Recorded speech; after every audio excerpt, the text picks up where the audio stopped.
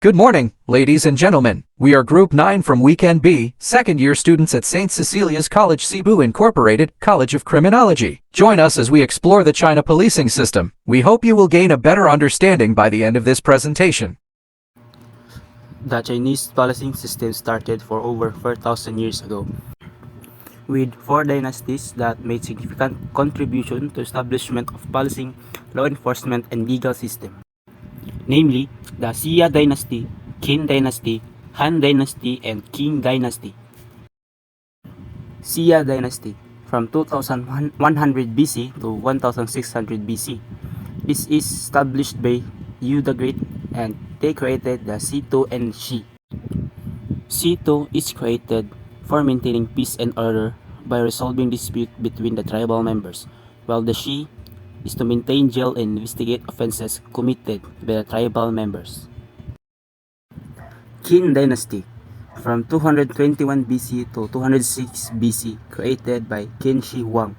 Qin Shi Huang is also the first emperor of the Qin dynasty. During his term as an emperor, he made the China to become a unified country. Qin emperor established sophisticated law enforcement. This means high level of organization, professionalism, and effectiveness in the enforcement of law and maintenance of order. Han Dynasty from 206 BC to 220 AD.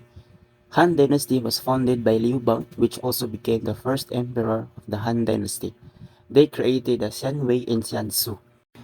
Xianwei are the chief law enforcement in the capital, while the Shansu is an officers under the Shanwei who are tasked of daily activities such as patrolling the city streets and apprehending criminals. They also established the Ting, which is similar in today's police station, to strengthen the law and order in the local level. The Han Dynasty introduced the franc pledge system. Under the system, every 5 households was grouped into a unit called Wu. Each member of the Wu was given the responsibility in ensuring that no members of the Wu were committed a crime. If one member committed a crime, other Wu members are obligated to report it to the proper authority. Failure to do so will subject the other Wu members to the punishment the offender would have received. Qing Dynasty from year 1616 to 1911. Qing Dynasty was founded by Shunzi, and the Qing Dynasty adopted the Western-style policing. The Western-style policing system is also same as the Philippine policing system. They have professionalism for their officers, respect for civil rights, use of technology in solving crime, community policing system, and separation of police and military power. After the demise of Qing Dynasty, the government of Republic of China continued the efforts in developing a policing system. The policing system established by the nationalist government was abolished when the Chinese Communist Party took control over the entire nation in 1949. The CCP, or the Chinese Communist Party, is the ruling and only legal political party in China. The party controls the government, military, and most aspects of public life in China. The Public Security Police, the largest and the oldest components of Chinese police as its organization hierarchy. So Public Security Police nag-consist siya og tulo, which is Ministry of Public Security, Provincial Public Security, and grassroots level public safety bureaus. Ministry of Public Security, mao ni sila ang law enforcement nga to secure the peace and order, and also to maintain, or sila ang nagpatuman sa balaod aron sa makalikay sa krimen nga mahitabo and to secure sa usa ka community. So ang kaning provincial public security, sila ang nagdala sa tibok province sa China. And maura ni sila sa Ministry of Public Security nga ang ilaha is to secure peace and order, and also to maintain and magpatuman sa balaod to secure sa community. Pero ang ilaha is province ra sa China. Grassroots level public security bureaus nag-refer ni siya sa local law enforcement agencies or offices that operates at the community or neighborhood level to maintain public security and address law enforcement matters. So kani nga bureau are often responsible pag-handle sa issues such as community policing, crime prevention, and maintaining order within a specific locality. Special Public Security Police istani siya upat, which is Railway Police, Transportation Police, Civil Aviation Police, and Forest Police. So first, ang Railway Police maintains orders in kanang trains and stations. So second, Transportation Police na provides the security in a waterway transportation. Third, Civil Aviation Police ang nag-maintain orders sila sa kanang airports and nag-provide for civilian air transportation.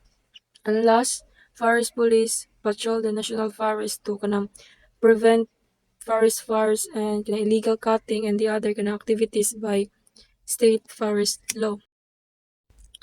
People's Armed Police.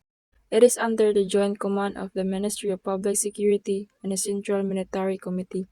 So ang kaning People Armed Police, sila ang usa sa mga muhandle to defense their border and also to back up the local police or ang mga law enforcement state security police.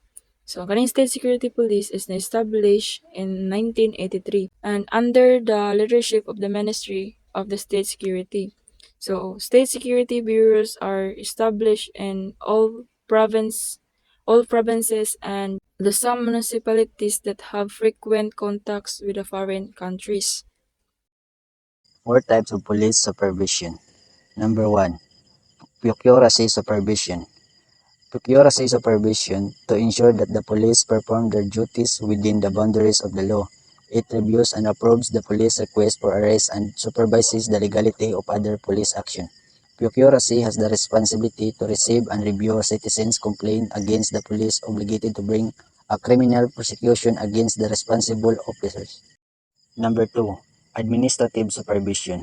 Subject to supervision of the Ministry of Supervision, it receives and reviews citizens' complaints against the police. The supervisory agency may either recommend to the police agency that disciplinary action on the officer by itself to ensure the legality of police operations. It may also send agents to the police agencies to inspect their work.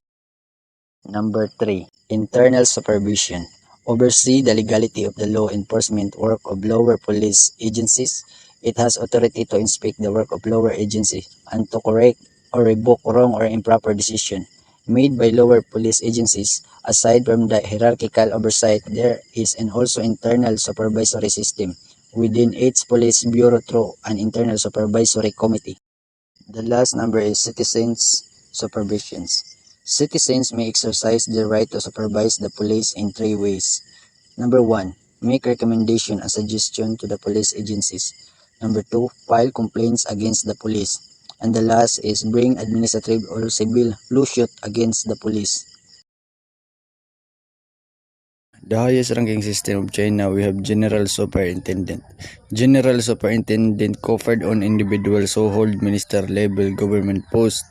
And the second is Deputy General, conferred individual who hold deputy minister level government level post. And then the superintendent.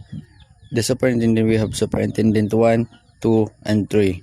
And then and the inspector is, they have Inspector 1, Inspector 2, Inspector 3. And then the sergeant is Sergeant 1, Sergeant 2, Sergeant 3. And the last is Officer, Officer 1 or Officer 2.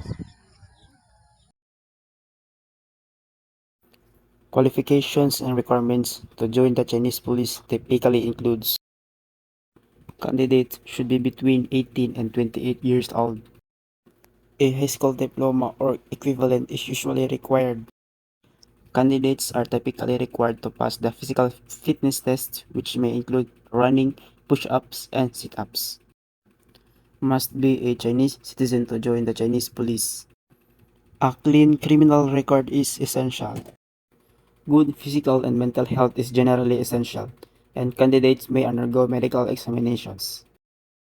Applicants are often assessed for their political reliability and adherence to the Chinese Communist Party's ideology. The picture you see is the organizational structure of the Chinese police, with State Council of the People's Central Government in the highest, while in the lowest is the Community or Village Policing Office or Policing Liaison. Thank you for watching, everyone, and good luck on our upcoming midterm exams. May all of us pass the exam.